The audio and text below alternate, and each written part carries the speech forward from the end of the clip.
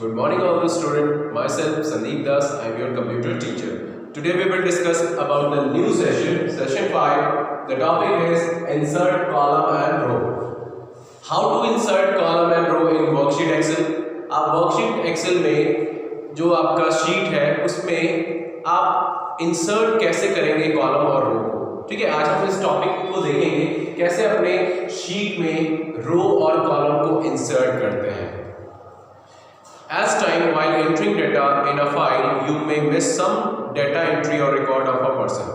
जब आप data entry करते हैं अपने टेबल में, ठीक है, आपके वर्कशीट एक्सेल में, तो वहां पे कभी-कभी आपसे मिस हो जाता है कुछ पर्सन के डेटा को फिल करने में।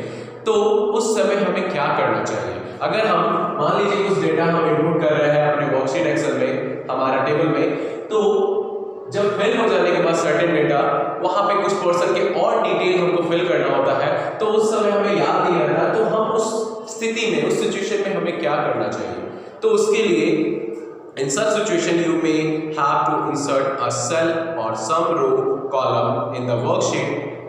तो उस स्थिति में आप क्या करते हैं? आप अपने सेल को इंसर्ट करते हैं, ठीक है, या तो सेल को इंसर्ट कर सकते हैं या तो किसी रो और कॉलम को भी आप पर्टिकुलर जगह पे आप नए रो कॉलम और सेल को इंसर्ट कर सकते हैं अपने वर्कशीट एक्सेल में। ओके, जो सबसे पहला टॉपिक है स्टूडेंट आपका इंसर्टिंग ब्लैंक सेल। कैसे हम ब्लैंक सेल को इंसर्ट करेंगे अपने वर्कशीट एक्सेल में? तो दो तरीके से दो मेथड से आप सेल को इंसर्ट कर सकते हैं। Select the range of cell. आप पहले सेल रेंज को सेलेक्ट करेंगे, ठीक है, उसके बाद where you want to insert the blank cell, आप जिस भी सेल रेंज को सेलेक्ट करेंगे, चाहे वो ऐसे हो या ऐसे हो, ठीक है, जिस भी स्थिति में आपको करनी हो आप ब्लैंक सेल को इंसर्ट, आप रेंज ऑफ सेल को सेलेक्ट करेंगे, जहां पे भी आपको करना हो उस जगह पे आप पॉइंटर को ले जाएंगे। You should select the same number of cell as you want to insert the spreadsheet. Same number of cell, जितने आप range of cell को select करेंगे उतना ही आपको वो insert होंगे आपके worksheet Excel में। दूसरा है आपका now right click on the range। आप उस range पे right click करते हैं। आप range को select करने के बाद आप right click करते हैं range पे, तो range पे click करने के बाद आपका ऑप्शन insert ऑप्शन आपके सामने अवेलेबल होंगे, ठीक है।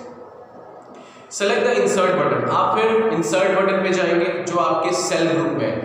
तो पहला मेथड था इंसर्ट ऑप्शन पे जाकर के, फिर उसके बाद इंसर्ट बटन पे जाएंगे, क्लिक करेंगे तो आपका सेल ग्रुप ऑप्शन आएगा। क्या आएगा? सेल ग्रुप ऑप्शन आएंगे। Click on the insert cell option from the drop down list. आप इंसर्ट सेल ऑप्शन का क्लिक करते हैं ऑप्शन ड्रॉप डाउन लिस्ट से, उसके बाद वहां पे आपको इंसर्ट ऑप्शन पे 4 ऑप्शन दिखेंगे, insert cell, insert sheet row, insert sheet column, insert sheet. तो ये 4 ऑप्शन आपको देखने को मिलेंगे। तो आपको इंसर्ट सेल ऑप्शन पे जाना है, क्लिक करेंगे इंसर्ट सेल पे, तो एक छोटा सा डायलॉग बॉक्स अपीयर होगा आपके सामने आपके स्क्रीन पे, ठीक है स्टूडेंट। वहां रेडियो बटन के द्वारा 4 ऑप्शन आपके सामने अवेलेबल होंगे, ओके बटन रहेगा। तो ये 4 ऑप्शन आपका shift cell right, shift cell down, entire row, entire column, ये 4 ऑप्शन आपको इंसर्ट सेल पर क्लिक करने के बाद ये मेनू अपीयर होगा, ठीक है, अनदर मेनू अपीयर होगा आपके स्क्रीन पे। तो वहां से आपको कोई एक सिलेक्शन करना होगा रेडियो बटन को, ठीक है, कोई एक को सेलेक्ट करेंगे। आप सेलेक्ट करते हैं तो वो आपका, चाहे वो आप राइट साइड से सेल को करना चाहते हैं शिफ्ट, या लेफ्ट साइड से, या डाउन करना चाहें, या इंटायर रो में, या कहीं भी कॉलम में आप इस ऑप्शन के द्वारा सेलेक्ट कर सकते हैं। पहला है आपका जो ऑप्शन है केस 1 में शिफ्ट सेल डाउन, यानी शिफ्ट सेल डाउन में अगर हम करते हैं तो उसे कैसे करेंगे? As you can see, only the selected range of cell move down the rather than the entire. ये जो अगर आप शिफ्ट सेल डाउन का ऑप्शन सेकंड नंबर पे चूज करते हैं, वो क्या होगा?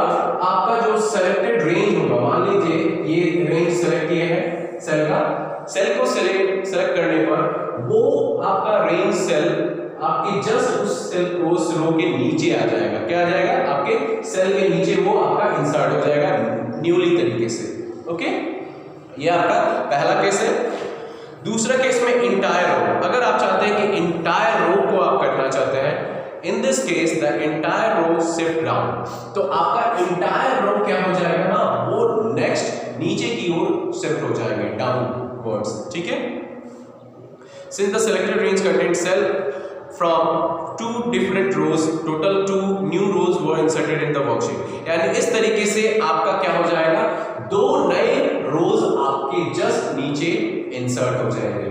पहला जो आपने रेंज ऑफ सेल सेलेक्ट किया जिसके नीचे करना है वो तो आपका सेलेक्ट होगा, लेकिन उसके जस्ट नीचे 2 ब्लैंक रो आपका उस रेंज के नीचे इंसर्ट हो जाएंगे।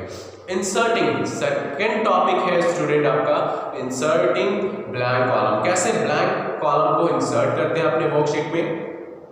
तो सबसे पहला मेथड है, आप राइट क्लिक करते हैं हेडर पे, ये आपका कॉलम हेडर है, किसी राइट क्लिक इस पे राइट क्लिक करते हैं माउस पॉइंटर से।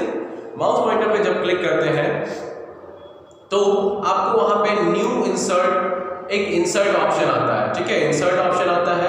इंसर्ट ऑप्शन पे आप इंसर्ट पे जाते हैं तो आपका वहां पे इंसर्ट का एक लिस्ट आएगा, आपको जहां भी करना है, इस साइड करना है या इस साइड करना है कॉलम को, आप वहां से कर सकते हैं। नेक्स्ट जो आपका ऑप्शन है मेथड 2, आप जाएंगे इंसर्ट पे, जाएंगे ऑप्शन पे जो आपका सेल ग्रुप में अवेलेबल है, वहां पे आपको होम टैब में ये इंसर्ट ऑप्शन अवेलेबल होते हैं, वहां से आप इंसर्ट शीट कॉलम इस्तेमाल करते हैं। इंसर्ट शीट कॉलम को इस्तेमाल करने के बाद आप देखेंगे कि आपका जब आप यहां क्लिक किए तो आप चाहते हैं कि राइट साइड में आपका इंसर्ट हो न्यू कॉलम, तो आपका वो इंसर्ट हो जाएगा, और इस साइड चाहते हैं तो आपका हो जाएगा।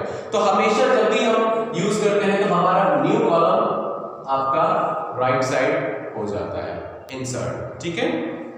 तो इस तरीके से हम राइट साइड में अपने न्यू कॉलम को ऐड कर सकते हैं, इंसर्ट कर सकते हैं। इंसर्टिंग ब्लैंक रो, कैसे हम ब्लैंक रो को इंसर्ट करेंगे, कैसे हम ब्लैंक रो को इंसर्ट करेंगे student? You can insert blank row between any existing row even above the first row. यानी आप एग्जिस्टिंग रो के बीच में या तो ऊपर, ठीक है, आप अपने ब्लैंक रो को इंसर्ट कर सकते हैं। उसके लिए आप 2 मेथड को देखते हैं स्टूडेंट, आप 2 तरीके से मेथड को देखते हैं। पहला जो मेथड होगा आपका, राइट क्लिक करते हैं रो हेडर पे, ये आपका रो हेडर है, राइट क्लिक करते हैं रो हेडर पे, आपको एक इंसर्ट न्यू रो का ऑप्शन आएगा। इंसर्ट पे जाकर के न्यू रो का ऑप्शन आता है, उस पर आप कॉन्टेक्स्ट मेनू में आप इंसर्ट ऑप्शन पे जाकर के वहां से आप डायरेक्टली इंसर्ट कर सकते हैं न्यू रो को। ये आपका पहला मेथड। दूसरा मेथड क्या है स्टूडेंट?